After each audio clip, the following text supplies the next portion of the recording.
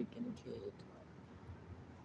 I truly love him, and he loves me unconditionally. I am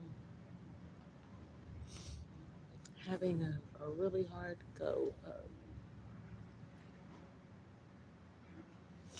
getting this thing done right by me, so to speak. And he just loves me. He listens to me. He takes my advice. Even asks for some momly therapy. More often than not, he's helping me. And I really hate disappointing him. So I'm trying really hard not to. But this particular thing is very difficult. I've done everything that I know how to do. Even some things that I couldn't or didn't think I could do. I knew how to. But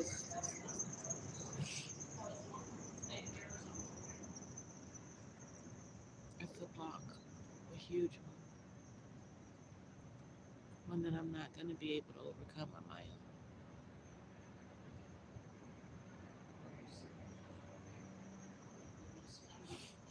I appreciate everyone who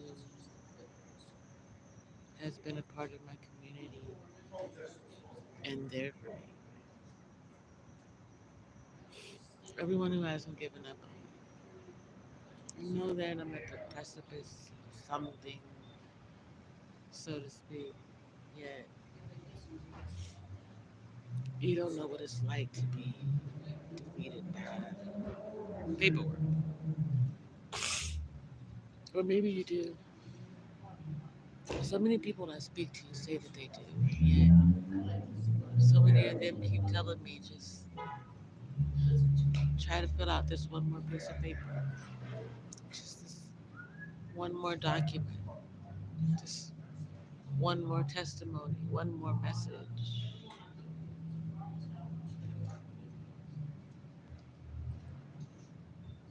It's a difficult thing.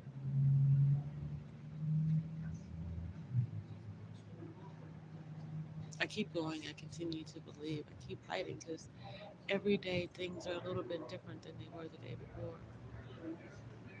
Then there's one more check mark in the success bracket of life, right? I showed up today. I made it today, despite the fact that my leg is killing me and it feels like it's breaking. I got up and I went for a walk twice,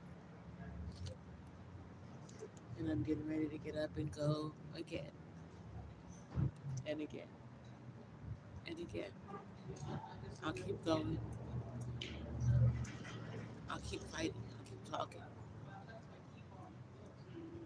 I'll keep sharing with others because we're all in the thick of it. Some people need to hear that they're not alone more than others. Some people need to not be left alone. Me, I'm somewhere in the middle. I don't mind being alone. I don't mind being the strongest person that you know. I mind that you don't think that you should check on me. That because I'm stronger than you think I'm some super being who doesn't need checking in, checking up, checking out, whatever you want to call it. Um, if you want someone to show up for you, you should show up for them. In this case, me. You want me to show up for you, you're gonna want to show up for me. Um, over giving freely. This this is just a conversation between me and the people watching, those who catch it on the replay. Are you talking about giving free advice, free therapy, free game? It better have shown up in some way inside of my community. I was listening to the uh, gamers going on about John Morant. Listen, young Memphis, you all can get it together. John Morant, Glorilla, there's a couple others of you all, you can take that city and you can turn it around. But you got to decide to put into your city, not put on for it. Pour back into the city that raised you. I mean, maybe it was your parents, maybe it wasn't, maybe it was the community, maybe it was your homies and twos. But either way, take that. John Moran is worth what, 200 and something $1 million? Stupid rich. Go stupid on your community. Pour into them. Create land grants where they can buy the land and put the house on it. Give people opportunities. Show Memphians what it is to own a victory garden again. I remember when I was a little girl, my godparents grew all kinds of things: cucumbers, blackberries, tomatoes. We could do this thing if we cared. Someone's got to grab John Morant and shake the stupid out of it. Listen, bro. Listen, own your own land on your own property. If you want to show off shooting your guns, not even the NBA can stop you or fine you for it. It's responsible gun ownership. The thing about it is the irresponsibility. You want to be a banger, you want to go thug and hang and crip and dip, they've already invited you. I say salute. Listen, I want to go too. I want to see it unfold. I want to watch a regular Memphis dude who happened to make it to the NBA because he was talented in other ways, go and try and live a life of a crib. How long will you make it? A day, two. I don't see 5 or 6. And for the record, I'm an American through and through, so I believe in 1, 2, 3 strikes you're out. It was dumb. It's definitely stupid. Yeah, he's got one last chance in my book, and then it is what it is. But the chips fall where they're made. Yet first, like you have to come back from the brink. So he was at the brink when he had the gun out the first time. Coming back from it, he's gonna have a slip up. It's no different than an addict, so to speak. Maybe he is really trying to learn to change his ways. Maybe not. Maybe he was like, "F y'all, I'm worth 200 something $1 million. I do what the fuck I want to out here." In real talk, it's enough young black millionaires to decide, you know what? We're gonna do what we want to out here. We're no longer going to go corporate. We are going to be the corporation. We are going to pay our own people to move the way that we want them to move to protect our interests and so on and so forth. That's what the predominant culture did in the first day. Perhaps John Morant could learn from their mistakes. Do something that's gonna last versus having to harvest and turn people into slaves and shit. There's the option or opportunity to build a different, more sustainable way. To build a society that is focused on the least of us.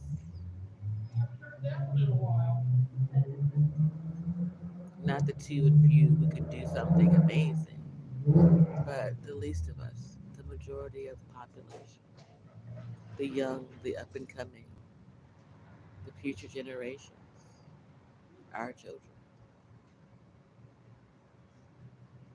We have the opportunity to birth a brighter nation, to be less politic, more scientific in our approach, and overall more lenient, more accepting, more considerate,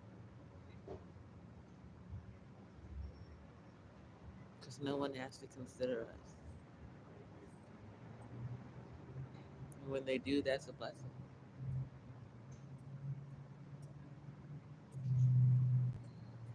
It shouldn't be one.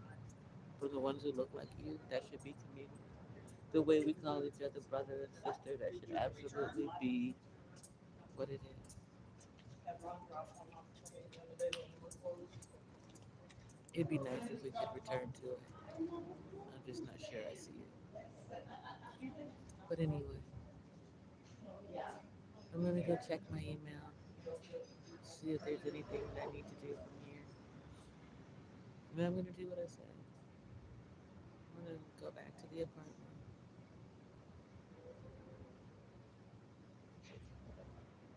figure it out.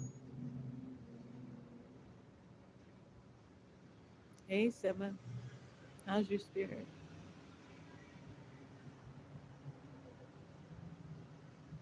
Yeah, I really don't need you to show up and make me cry, though, dude.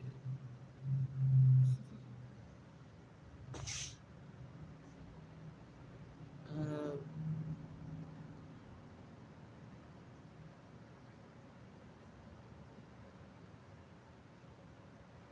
it's one of them days.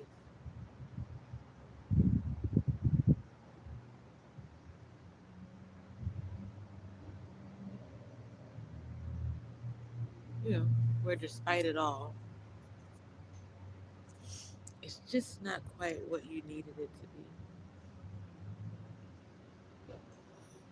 I was gonna post this video I recorded earlier where I was at the bus stop and I was saying, I don't do well with hurry up and wait type energy. I suppose it's the military in me, but I can't stand hurry up and wait. And it's ironic because when you're a person of faith, when you have psychic abilities, when you can see things and the number of possibilities, you have to hurry up and wait for other people to choose who they're going to be, what they're going to do, um, and how they're going to move. No, at the library. I need to go to the doctor again soon, but it's not on my, not to say it's not on my bucket list. Let's just put it like it's not the list of things that I got required at the moment. Give me just 1 second. I need to check on something. My bad. I'm back. um, I have doctor's appointments lined up that don't happen until like June, and it's the middle of May. I put them in my Google Calendar, and then I try to remember them. But you know, depending on which Google Calendar is active that day, I get them or I don't. I'm autistic. I'm high functioning, but I'm definitely on the spectrum when it comes to organizing myself and keeping things. I'm so proud of me. I remember to take my medicine damn near every morning for the last week or so. That's amazing because I am medication averse. I hate taking pills. Like right now, I have medication, lorazepam, and they gave it to me for exactly what's happening to me right now. I'll pick up the paperwork, I'll look at it, and begin to lose my shit. I'm supposed to take that medication then, and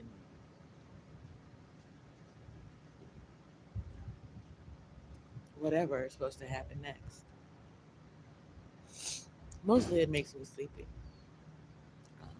It keeps me from accomplishing things that I want to, And taking it doesn't help me achieve the thing that I'm trying to achieve.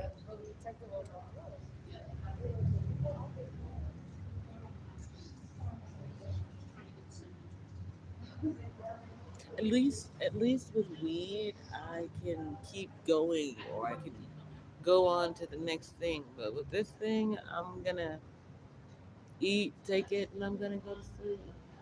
Tomorrow morning, I'm supposed to be out of my apartment. Well, sometime tomorrow. I'm supposed to be out of my apartment. I haven't even figured that out. And I'm not nearly as stressed about that as I am about some stupid paperwork. I don't understand it. Like I'm a whole adult out here. I'm a whole human being out here. I am capable of writing a thesis statement. I am capable of running a country, even. I guarantee it. Something about this damn Social Security disability paperwork.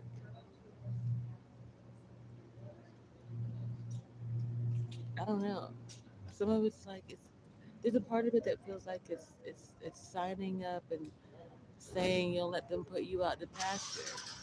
Yeah, I promise to go over here and graze in this area. I won't raise but a little bit of fuss, whatever. Yeah, Sima, I appreciate you, but that's not true. When it comes to filling out this paperwork, it is. It's not. I I'm not just talking about crying. I'm talking about my body shaking. My hands won't move. It's a different type of thing.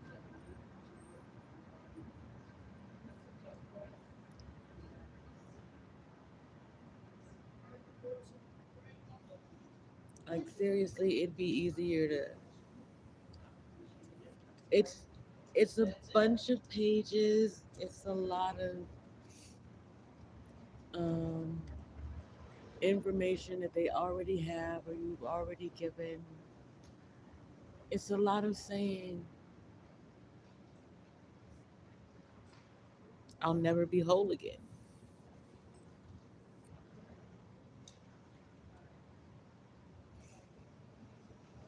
and I think it's that part.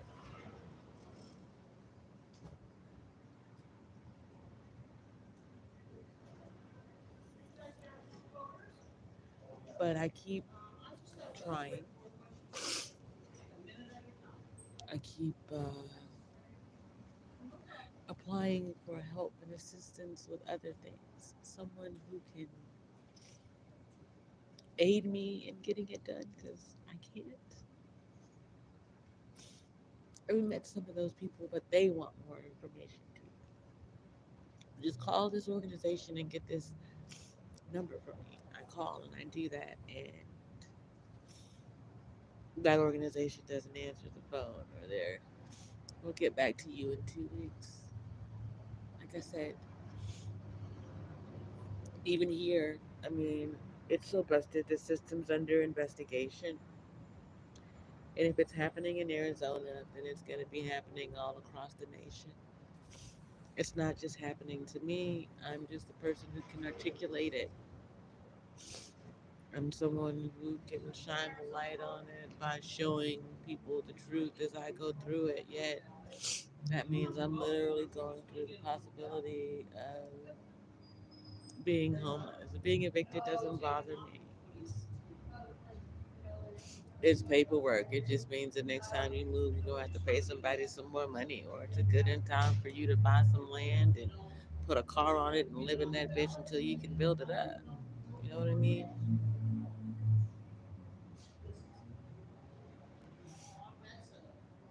But I achieved the thing that I needed to achieve, like for me, which was some freedom from all these other people.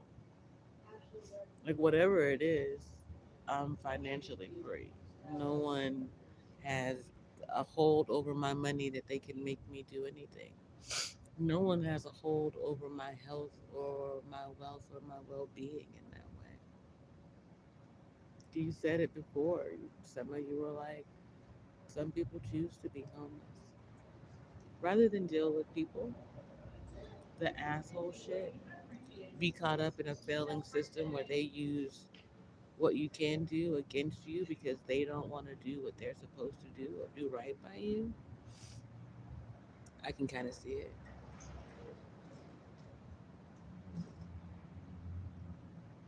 There was this movie with Matthew McConaughey called Failure to Launch. That's like when your kid won't, grow the fuck up. You raise them to 18 and then at 25 they're still living with you. So at 31 you're like, well, what the hell is we gonna do? Is too many grown folks up in here? That's failure to launch. And yet simultaneously, though I've done all of those things, I've moved out, I've raised children, I've created a family, a house, a home. I have helped other people get off of their feet. There's a part of me that feels like I didn't launch correctly.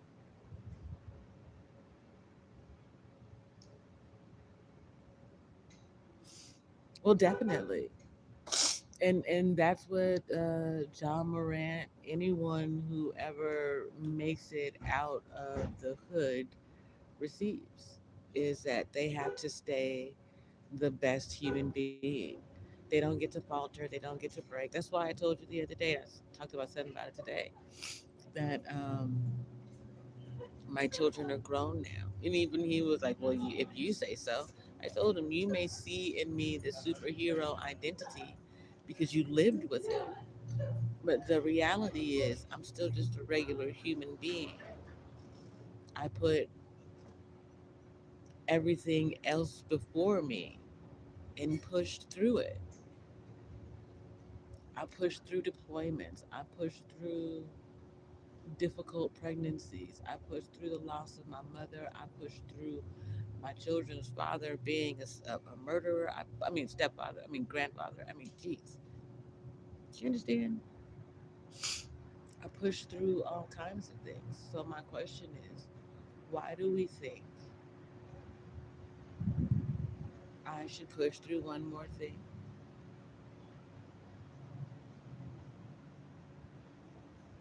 Why shouldn't I say to hell with it?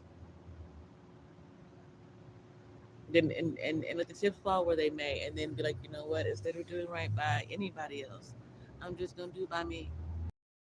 Damn the community, damn society, damn everybody else, because Lord knows y'all ain't been shit to me. 10 years of deployments, watching that man go back and forth across the water, change time and time again. No matter how many times I told people that something was different, something wasn't right, they chose to believe what they were witnessing, so to speak,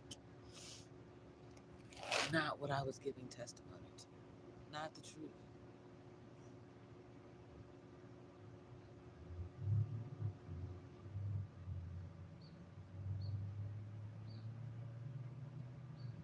Exactly. I mean, I'll take the credit for the unnatural level being thing, though that's work, grace, and God's mercy. That ain't like, it's not like I showed up in the world liking or willing to like people or be nice to people. It was a conscious decision on my part to give a damn about anybody else. That damn sure don't have to. I don't know about this shit in this world. Like, real talk, if you would have asked the United States government, they'd be like, she's serving us. She served. She sure did. That husband, them children, that daddy, she served. Yeah, yeah. She had a right to be selfish if she wants to. It's just certain people. The ones who've seen me be strong through everything. Everything. Hurricane Katrina, Hurricane Matthew, the loss of my mother, the downfall of my relationship, the loss of my physical ability to do the job that I absolutely love the most, only to find a way to do it again, just differently. I get to show up and show out in the kitchen from time or two when I want to. I can teach other people all the things that I know. Hell, even if I just taught them half of what I knew. You did.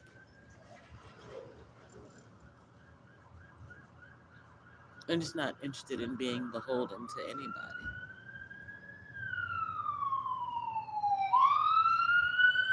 I don't want anybody to be beholden to me. Yet, if you think that we're going to go on this journey in the world together, hand in hand, then you got to have shown me something tangible proof,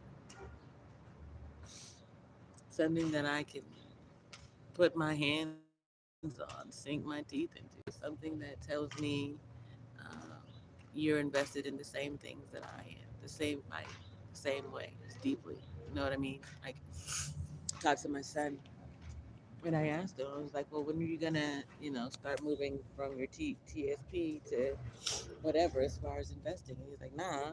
What I'm gonna do is just keep, making the money, maxing out my TSP, which is the military's 401k, and then I'm gonna finish getting my credentials as a private trainer. Do that, and then take that money to buy land and the other things that I need. Like, that's what I'm talking about. I mean, don't get me wrong. Technically, the man works a 24-hour days in the United States military. They can call him at any time. But he can make a way part time to make, 2 hours a day. He can make $100. Those $100, 5 days, 500. You know what I'm saying? And then you go from there. Before you know it, by the end of the month, you got what? 2 grand to invest in something. Yeah, yeah. You went into the military. That's a guaranteed source of income as long as you don't do dumb stuff.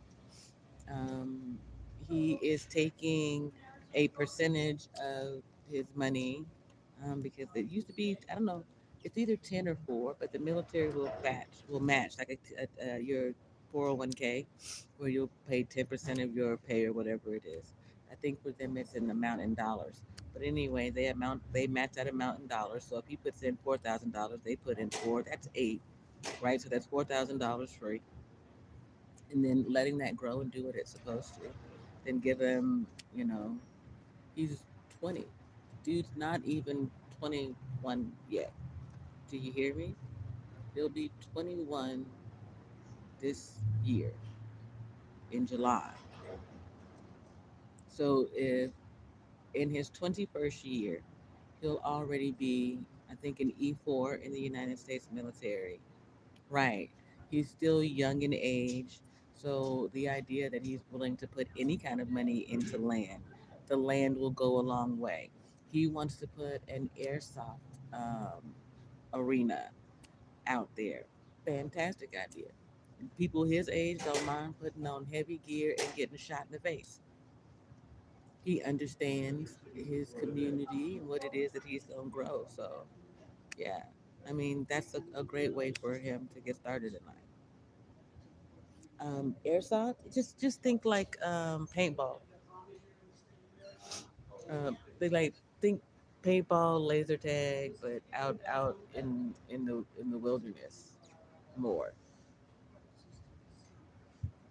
Even Nerf, similar type of idea. But these are all concepts that you could do it anywhere. You know what I mean? You could buy some land anywhere. I told him buy some land and build a dirt bike track. But either way, there's some insurance involved in both things. But really, that land will pay its own mortgage or whatever it is, and no, as property taxes for sure. And if you don't put anything on it, then your property taxes are going to stay in a certain range, so to speak. We're talking theoretically here, not like. But so that's an opportunity for that land to be there and be income that you don't even think about. You set it up, you've got people who monitor it. Hell, if you like the thing, you're out there doing it anyway. It's part time, you don't have to have it open all the time. You could literally do a once a month activity for like the holidays. Like during Halloween, you could have pumpkin bashing or pumpkin smashing. If it's the 4th of July, then you can turn it into a fireworks range. You can do a host of things. Once the land is yours, it's yours.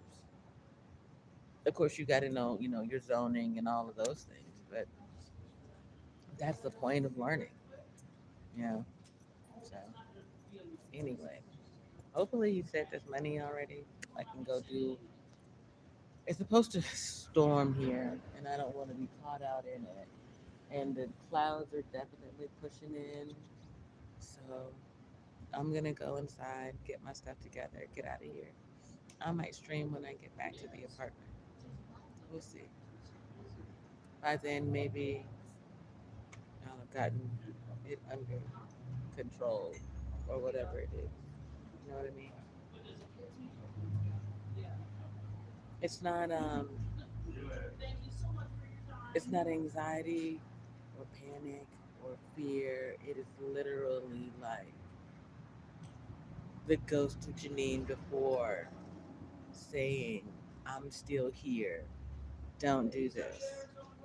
Don't fill out this paperwork. Don't do this.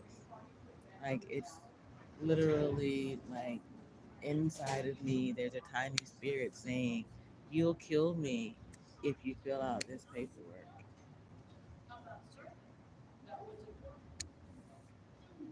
Comes rushing up from this side of me, and it's inside my body, and I can't stop it.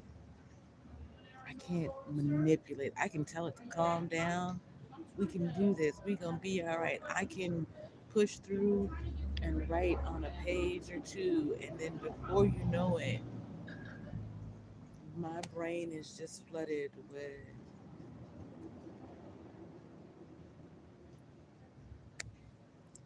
the the weight of 47 years of trauma, abuse. It's how do you define it in these little bitty boxes? How do you explain the years of what I experienced and why, even though you can't see how it may otherwise enable me, so to speak,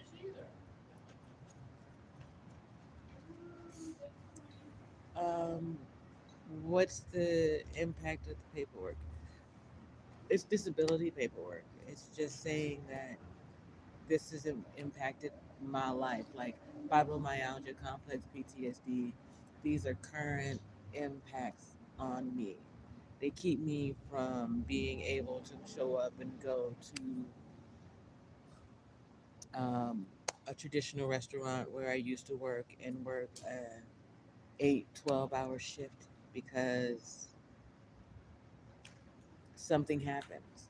Whether it's the overheating from the fibromyalgia or whether it's um, like the police coming in all of a sudden, and it's these things. There are waves of triggers of trauma that signing that piece of paper is saying that's always going to happen to me. I don't know that to be true, but in order to get this assistance, it's that thing. It's like that creeping up inside of me, taking hold of my life and my identity.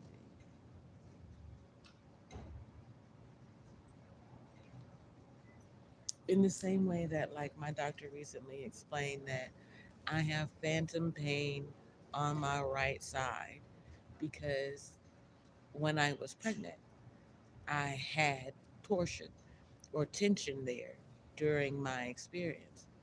So my doctor was like, now your body remembers that. So even though you may not be going through those things, every now and then your body experiences that pain. And I do, even right now. That's not going to go away. It has nothing to do with anything that's physically happening to me. It has nothing to do with my ability to show up in the world, except it hurts and it can keep me from being able to work that day because the pain is so intense. The traumas that happened to me in the past don't keep me from being able to run my own company or do certain things. But from time to time, they show up, or memories of them, or tangible pieces of them show up in my life in a way that is jarring or altering, that can impact the course of the day. And as much as I'll fight to course correct and do whatever I need to not have that be a thing, it'll be a thing. And other people can't understand that there's a difference in the two. I can have a disability and require adjustments. Um, there's a term for it. No, I can't think of it. I can have a disability and have a need for certain things to be adjusted so that I can show up in society. Yet, I can show up in society because I'm on the spectrum. I show up in society at a higher nature than most people, so to speak. So they can't see the things. You can see that I'm missing my teeth. You don't think that that's a disability. You think that it's because I don't take care of myself. But when I tell you the truth of the matter, there is the high pitched here that goes on in a dental office scared me from a very small child. There's sensitivity to light, smell, sound, all of these things. People don't recognize that. That's a get over it. That's not, you don't understand how disabling or debilitating that can be at times. So signing the paper, and if you do give the papers to them, if I give the papers to them, there are certain things. As an individual, I'm not allowed to make more than a certain amount of money. Getting married becomes difficult because then I'll lose the benefits that they give me access to.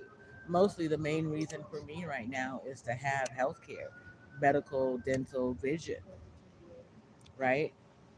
And get me in the uprights, let my business get going and a financial foundation underneath me.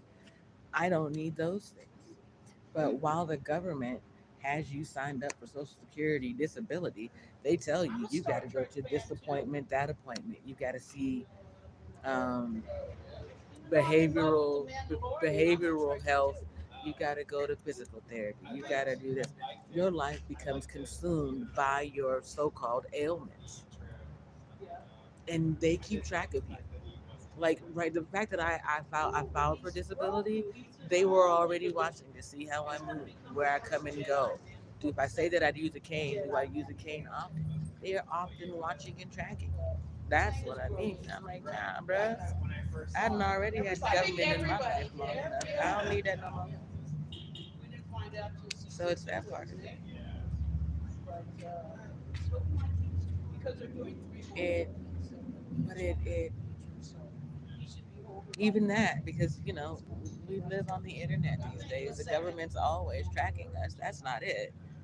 It's not being tracked by the government. I've been tracked by the government my whole life, at least since I was 5 or 6. There you go. That part, Simma, that part. When the truth of the matter is that a lot of people who are on disability, especially like veterans, if they were able to live a normal life and the medical facility came to them, like that was one of the things that I talked about was where I live. There's a hospital right across the way, church, all these things, right? So if the medical staff came over every morning, checked on all the veterans, all the people, allowed them to live a normal existence, to get back to being a part of society, and then allow them to explore the things that they already know how to teach and share that with the children in the community around them. You have to re-socialize people. You can't just throw them out into the middle of nowhere, so to speak.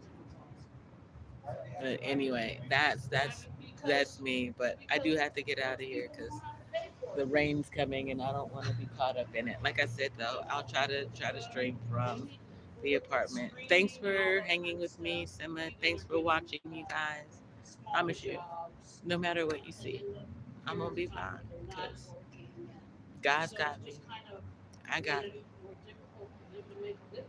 I got faith, and if you do too, then we gonna be all right, bruh. It's so hot out here, you can smell the pavement. You can smell the heat on the concrete. It's that hot. So, and I got on this little sweater. I'm gonna go inside and get my things and get my behind all out of here. But keep your spirit up, y'all. Yeah, it's supposed to be 91 and thunderstorming. So yeah, I'm trying to get back to the apartment, even though I have no power. Um, doesn't really matter. It's still gonna be cooler than being out here. You know what I mean? And then once the wind starts going, I can do all those other things. And really, don't worry about me not having power. Mine. There's a couple of days left, and I'm trying to get to be somewhere else. Um, because I don't have the means or the ability, or I can't remember those things. I have a hard time organizing myself, keeping up, being. Don't get me wrong. When it comes to being financially and fiscally responsible, I am. When seeking assistance and asking for help, and other people don't, I get stuck somewhere. So there was someone who was supposed to be helping me, but a miscommunication in which paperwork had to be filed when and whatever is the reason why. But like I said, I'm supposed to be out of the apartment tomorrow. Not that I know where I'm going. So it's not it's that part. It's not a choice that I am making. It is it is an innate inability inside of me. Some of it has to do with autism. Some of it has to do with the complex PTSD. None of it is an actual choice that I'm making, which is why I was inside of the library crying, trying to get the paperwork done. There's something about it in the mechanism. It's not just it's my autistic makeup and then you know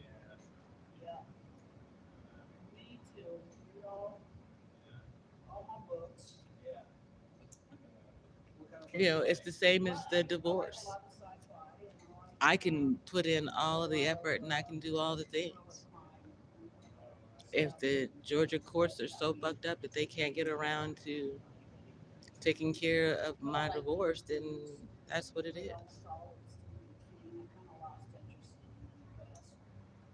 I gotta keep going.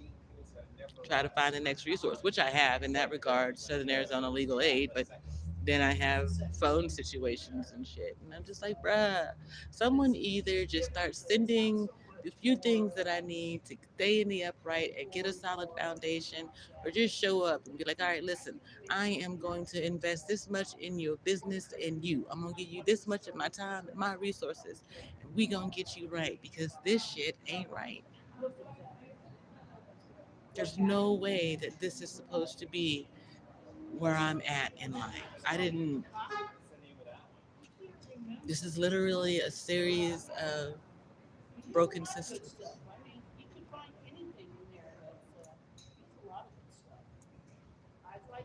And these days of late, I feel guilty telling other people to try and navigate them. Like, I think the systems are completely broken. They just need to rip it all out and start over again, which is basically what I've done with my life. I have gutted out every disgusting, demonic, undeserving, disappointing being, thing, creature that has come into my existence. They no longer exist.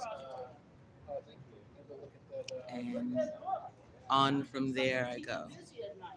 You know what I mean? Like now it's just me, and I can walk this journey freely. You know what I mean? I can walk my path, and my outcomes are my own. I impact me and no one else. Not, you know, in the micro sense. In the macro scheme of things. So, I'm beholden to no one, and no one's beholden to me. No. So it's that part. Anyway, I appreciate you hanging out with me. Seriously, I'm gonna get out of here because the sweat's starting and I gotta go potty. From my phone that I need to go and do it. Win, lose, or draw, at least you're making your own. Amen. And that's the most valuable thing to me, anyway. I suppose that a lot of people would be happy if someone was taking care of them, and that was all. I've lived that life. I've had people offer to just take care of me. Um, it's not something I'm looking for. Not even from Social Security disability. You know what I mean? So anyway, I'm gonna go potty. Hopefully my lunch money's here, and I'm gonna get up out of here. Keep your spirit up. I'll see you in the streets. Peace.